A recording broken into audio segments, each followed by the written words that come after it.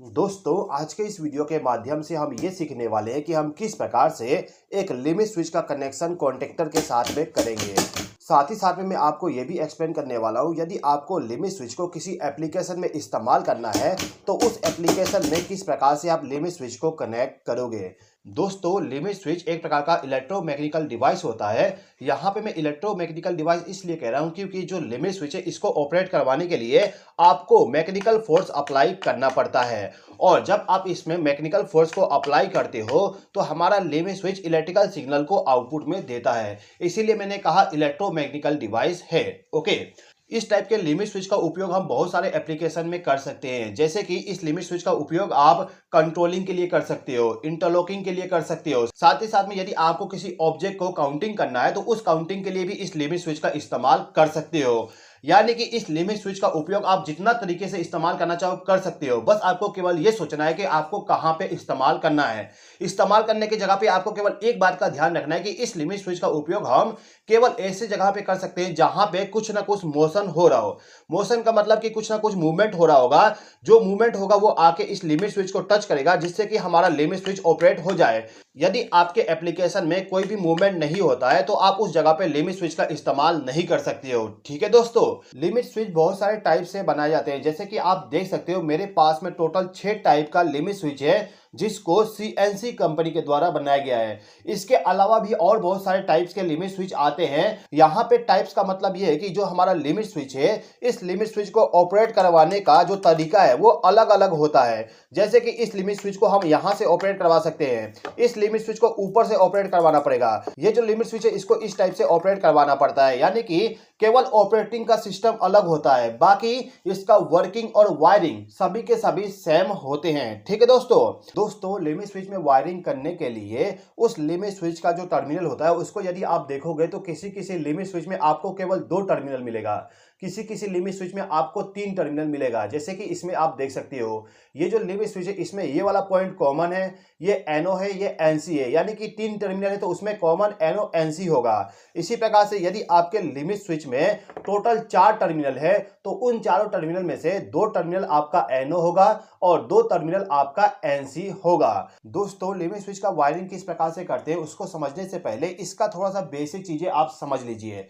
देखिए, इस limit switch में जो ये वाला पार्ट है, यानी कि ये जो आप देख रहे हो इसको हम कहते हैं प्लंजर। ओके, अब इस प्लंजर में ऊपर में एक रोलर लगा होता है। ये रोलर हमारा मूविंग वाले ऑब्जेक्ट से जाकर टकराता है, जिससे कि हमारा प्लंजर ऑपरेट हो जाता है। ठीक है, अब जब हमारा प्लंजर ऑपरेट होता है तो इस लिमिट स्विच के अंदर में यहाँ पे एलिमेंट लगा होता है। ये जो एलिमेंट है वो एलिमेंट हमारा एनओ एनसी कॉन्टेक्ट के जैसे ही होता है। यानी कि जिस प्रकार से हमारा push button NO NC contact को चेंज करता है, उसी प्रकार से हमारा जो लिमिट स्विच है, लिमिट स्विच हमारा इस प्लंजर के मूवमेंट होने के बाद एनओ एनसी कॉन्टेक्ट को चेंज करता है। अब इस लिमिट स्विच को यदि आपको कभी चेक करना हो तो आप सिंपल तरीका इस्तेमाल कर सकते हो। आप केवल इस प्लंजर को मूवमेंट करवाओगे तो आपको खट खट का आवाज आएगा।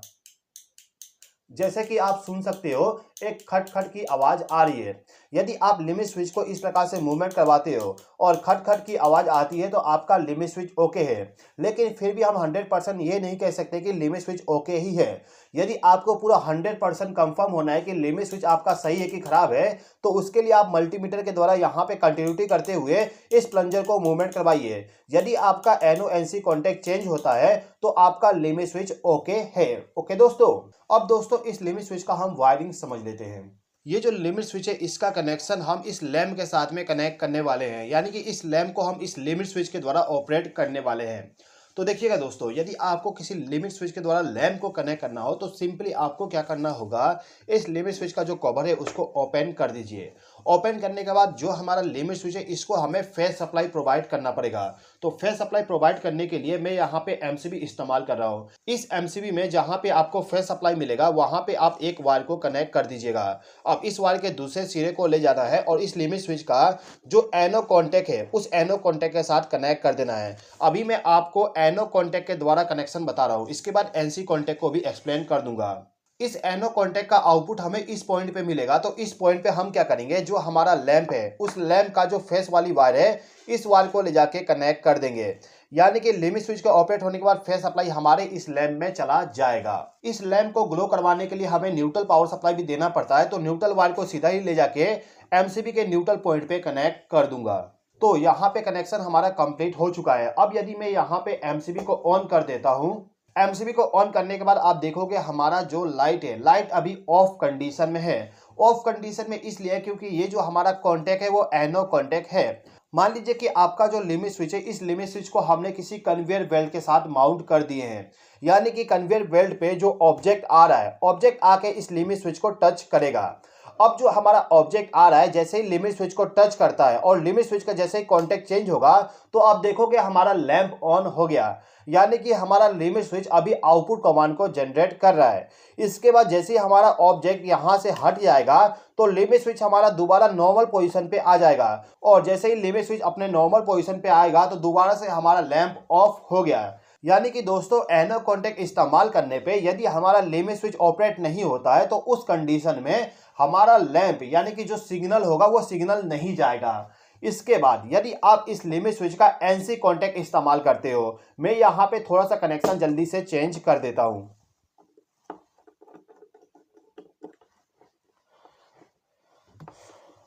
ओके, तो मैंने इन दोनों वायर को एनसी कॉन्टैक्ट पे कनेक्ट कर दिया। अब मैं एमसीबी को ऑन करूंगा तो आप देखोगे एमसीबी को ऑन करते ही हमारा लैंप ऑन हो गया। यानी कि लिमिट स्विच के द्वारा आउटपुट कमांड जनरेट हो रहा है। अब यदि आपका कोई ऑब्जेक्ट आके आपके लिमिट स्विच को टच करता है, जैसे ही लिमिट स्विच को टच करेगा यानी कि जैसे ही प्लंजर में मूवमेंट होगा हमारा जो लैंप है वो ऑफ हो जाएगा। उसके बाद जैसे ही आपका प्लंजर दोबारा रिलीज होगा तो लैंप आपका दोबारा से ऑन हो जाएगा। तो दोस्तों यहाँ पे मैंने आपको केवल एनो और एनसी कॉन्टैक्ट को एक्सप्लेन किया। अब यदि आपको इसी लिमिट स्विच का दोनों कॉन्टैक्ट इस्तेमाल करना है, यानी कि एनो भी इस्तेमाल करना है, एनसी भी इस्तेमाल करना है, तो क्या करोगे? तो दोस्तों देखिएगा, इस कंडीशन में आपको क्या करना होता है कि जो आपका फेस सप्लाई आया है, इस फेस सप्लाई से एक वायर को लूप करके एनो कॉन्टैक्ट को भी इनकमिंग पावर सप्लाई दे देते हैं। तो मैं यहाँ पे एक वायर के जरिए इसको पावर सप्लाई दे देता हूँ। अब इस एनो कॉन्टैक्ट से जो आउटपुट सिग्नल मिलेगा उस सिग्नल को आपको दिखाने के लिए मैं यहाँ पे एक और लैंप को कनेक्ट कर देता हूँ। इस लैंप का जो फेस वायर होगा इसको ले जाके एनो कॉन्टैक्ट के साथ कनेक्ट कर देंगे और इस लैंप को न्यूट्रल पावर सप्लाई हम डायरेक्टली कनेक्ट कर देंगे। तो कनेक्शन हमारा हो चुका है। अब इस एमसीबी को हम ऑन कर देते हैं। एमसीबी को ऑन करने के बाद आप देखोगे हमारा ये वाला लैंप ऑन हो गया। इस लैंप को हमने एनसी कॉन्टैक्ट के साथ इस्तेमाल किए थे, इसीलिए लैंप हमारा ऑन हो चुका है। अब यदि मैं इस लिमिट स्विच को ऑपरेट करवाता हूं तो आप देखोगे हमारा जो एनसी वाला लैंप था वो ऑफ हो गया और एनो वाला लैंप हमारा ऑन हो गया। यानी कि अब हमारा लिमिट स्विच एनो कॉन्टैक्ट पे आउटपुट सिग्नल जनरेट कर रहा है और एनसी कॉन्टैक्ट वाला सिग्नल बंद कर दिया है। इसको रिलीज करने के बाद दोबारा नॉर्मल पोजीशन पे आ गया। दोबारा ऑपरेट करने के बाद आप देख सकते हो क्या हो रहा है। ओके दोस्तों, यदि आप लिमिट स्विच के द्वारा किसी लोड को डायरेक्टली चालू और बंद करना चाहते हो तो वहां पे आपको एक चीज ध्यान देना होगा कि आपका जो लिमिट स्विच है उस लिमिट स्विच का करंट रेटिंग कितना है देख लीजिएगा। जैसे कि ये जो लिमिट स्विच है, इस लिमिट स्विच के कवर को यदि आप देखोगे तो आपको यहाँ पे देखने को मिल जाएगा लिखा हुआ है 5A। 5A का मतलब ये होता है कि इस लिमिट स्विच के द्वारा आप केवल 5 एम्पियर मैक्सिमम करंट को फ्लो करवा सकते हो। यदि आपके पास में हैवी लोड है तो उस हैवी लोड को ऑपरेट करवाने के लिए आपको कॉन्टैक्टर का इस्तेमाल करना होगा। तो जैसे कि आप देख सकते हो मेरे पास में एक 3 फेस मोटर है। इस मोटर का पावर वायरिंग यहाँ पे किया गया है।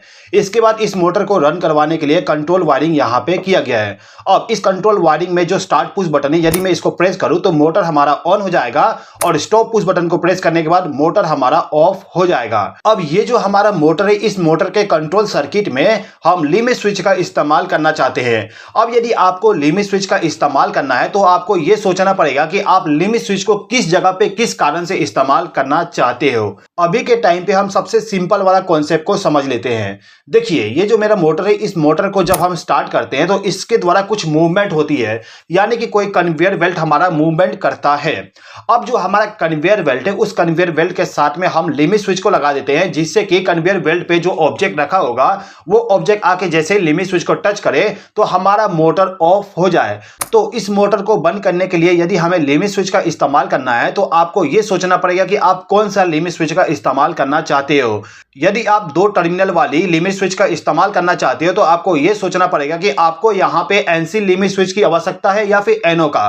तो देखिएगा यहां पे कॉन्सेप्ट पूरा का पूरा सिंपल है। आपको सिंपली क्या करना है, जब स्टार्ट पुश बटन प्रेस करो तो मोटर ऑन हो जाए, उसके बाद जब आपका लिमिट स्विच ऑपरेट हो तो मोटर ऑफ होना चाहिए। यानी कि स्टार्टिंग के समय हमारा लिमिट स्विच पावर सप्लाई आगे को फ्लो करवाते रहे। और यदि आपको पावर सप्लाई को आगे फ्लो करवाते रहना है तो उस कंडीशन में आपको एनसी लिमिट स्विच का इस्तेमाल करना पड़ेगा। अब ये जो लिमिट स्विच है, इस लिमिट स्विच का कनेक्शन करने के लिए हम क्या कर सकते हैं कि जो हमारा कॉन्टेक्टर है, इस कॉन्टेक्टर को जो फेज सप्लाई जा रहा है इसी के सीरीज में कनेक्ट करना होगा, क्योंकि हमें यहां पे कॉन्टेक्टर के पावर सप्लाई को बंद करना है।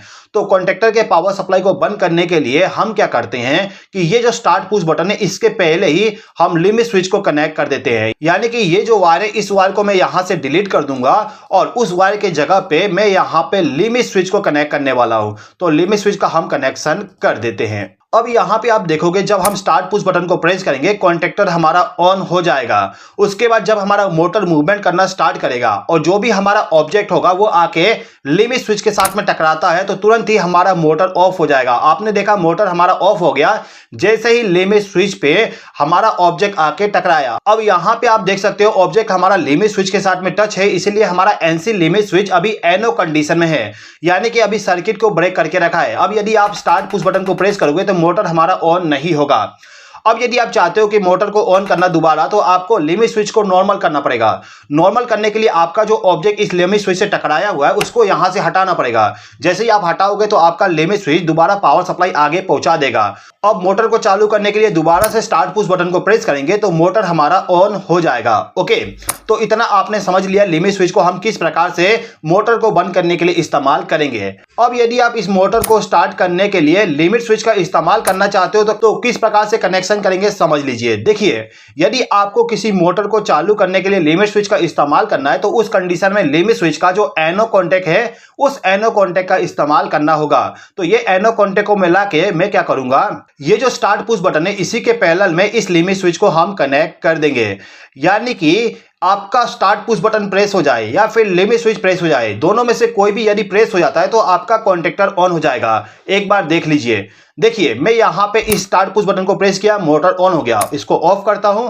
अब यदि आपका ये वाला लिमिट स्विच ऑपरेट होता है तो आपका मोटर ऑन हो गया, आप देख सकते हो। इसको छोड़ने के बाद भी मोटर ऑफ नहीं होगा क्योंकि यहां पे होल्डिंग सर्किट है। यदि आप चाहते हो कि केवल लिमिट स्विच प्रेस होने के बाद ही मोटर रन हो तो आपको ये वाला जो होल्डिंग सर्किट है इस होल्डिंग सर्किट को डिलीट करना पड़ेगा। अब यहां पे आप देखोगे यदि लिमिट स्विच प्रेस हुआ तो मोटर ऑन हो गया और जैसे ही हमने लिमिट स्विच को रिलीज किया मोटर ऑफ हो गया। यानी कि जब तक लिमिट स्विच प्रेस रहेगा तब तक मोटर रन करेगा, उसके बाद इसको रिलीज करने के बाद मोटर हमारा ऑफ हो जाएगा। ठीक है, यदि आप ये सीखना चाहते हो कि हम किस प्रकार से लॉजिक के अनुसार सर्किट डायग्राम को बनाते हैं तो उसके लिए मैंने पूरा का पूरा 3 अलग अलग सीरीज बनाया हूं। Electrical logic wiring, electrical wiring और एक है हमारा इलेक्ट्रिकल ड्राइंग। इन तीनों सीरीज के सभी वीडियो को यदि आप देख लिए तो मैं 100% गारंटी के साथ कह सकता हूं कि आप इस टाइप के सर्किट डायग्राम को बिना किसी सर्किट डायग्राम को देखे आसानी से आपके माइंड से ड्रॉ कर सकते हो। उन सभी वीडियो में से एक वीडियो को देखने के लिए इस राइट वाले वीडियो पे क्लिक करके उस वीडियो को देख लीजिए। इस वीडियो को देखने के लिए धन्यवाद।